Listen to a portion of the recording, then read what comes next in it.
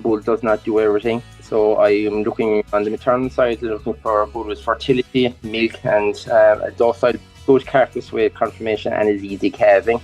And on the terminal side, I go for a bull which has good confirmation and carcass, is docile and is calving as well. Hello and welcome to The Beef Edge, the Teagasc Beef podcast for all your latest news, information and advice for Irish beef farmers. I'm Catherine Egan, and on this week's episode, I'm joined by future beef suckler farmer Ger McSweeney from Millstreet Co.Cork to get an update on his beef system, discuss how AI on his farm is increasing performance and reducing age to slaughter, and his upcoming open day. You're very welcome, Ger. Can you give a background to your farm and your beef system?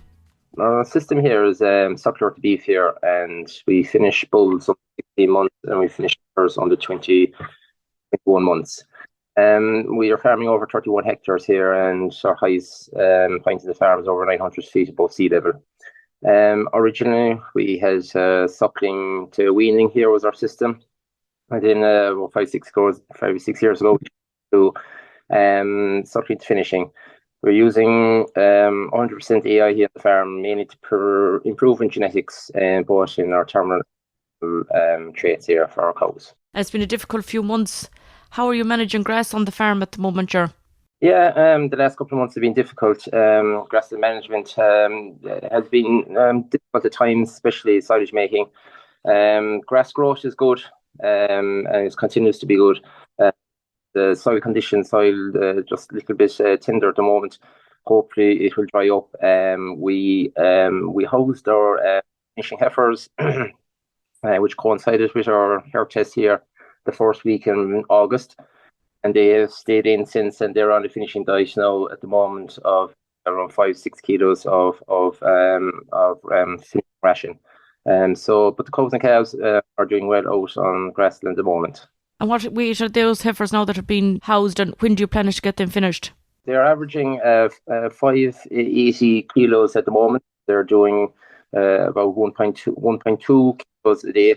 And they're hoping to be, some of them just coming in now fit for slaughter, and hopefully within a month they'll all be gone, and the pin that are actually inside at the moment, Catherine. And the calves this year, how are they performing at the moment at grass? Yeah, calves are doing well. What I've weighed so far, Catherine, bulls are averaging 311 kilos at 1.43 kilos a day, and the heifers are coming in at an average of 256 kilos and 1.13 kilos a day.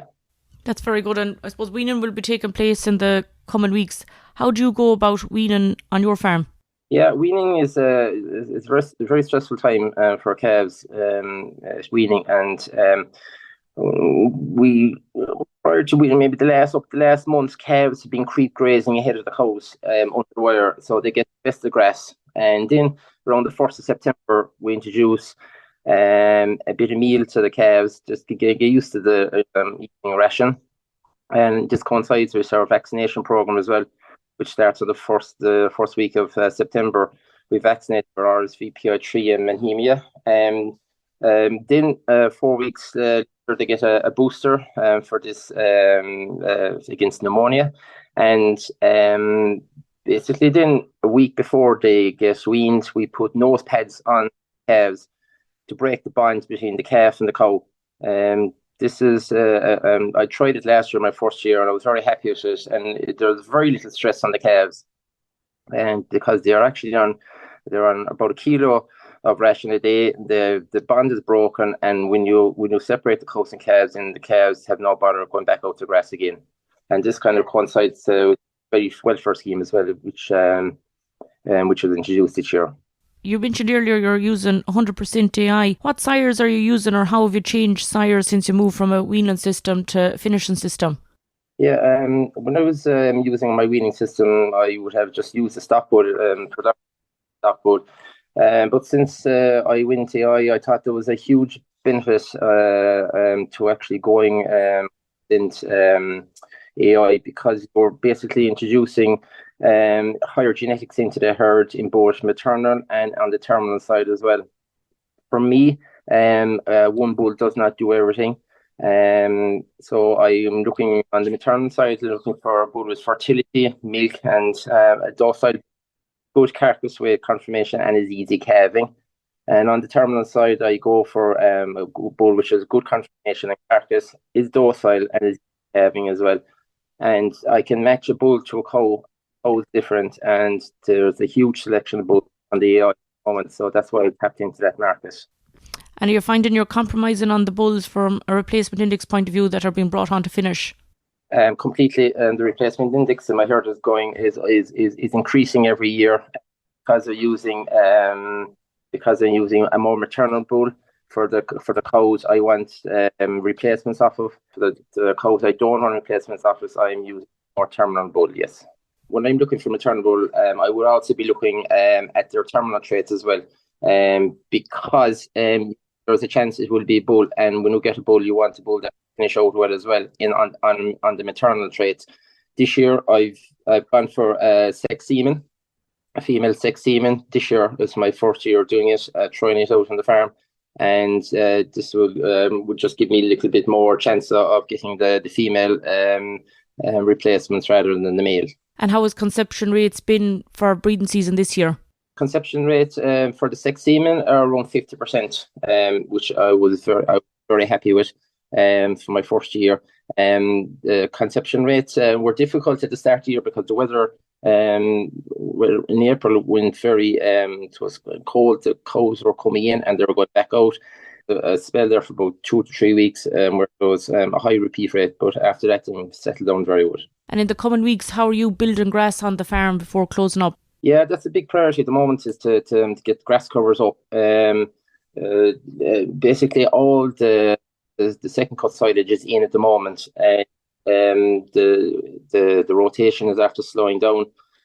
The rotation is after slowing down on the farm. At the moment, I have over 870 kilograms of dry matter of a cover. Wrote a 46 kilograms of dry matter. So I am happy with that. I'm hoping to keep building that over the next couple of weeks, and hoping the conditions will hold this weekend. That's great, Ger. And you're hosting an open day on the 7th of September. On the 7th of September here, we're holding an open day at 2 p.m. And I suppose the main topics we'll discuss will be our breeding progress here on the farm since over the last 5 years, and what we've done, and how we're keep going in the next few years. Our improved grassland management, which is a huge emphasis on here since joining the program, the Future Breeding Program, and to grow more grass, but grow it sustainably, and how we're actually doing that here on the farm. How our financial performance is doing, and also the future plans to reduce our carbon footprint here on the farm, and what we are doing, what measures we are taking to bring that number down, our carbon footprint, which is a very hot topic at the moment. That's great, Ger. Thanks very much, and very best of luck with the open day. Thank you, Catherine. That's all for this week's episode, and my thanks to Ger for joining me on the show. You can catch up on all other shows and interviews from the Beef Edge podcast on the Teagasc website at teagasc.ie, or you can listen on Apple and Google Podcasts as well as Spotify. Don't forget to rate, review and subscribe so you never miss a show. For all other updates from our beef programme, keep an eye on our Twitter and Facebook pages. Until next time, I'm Catherine Egan, and thanks for listening.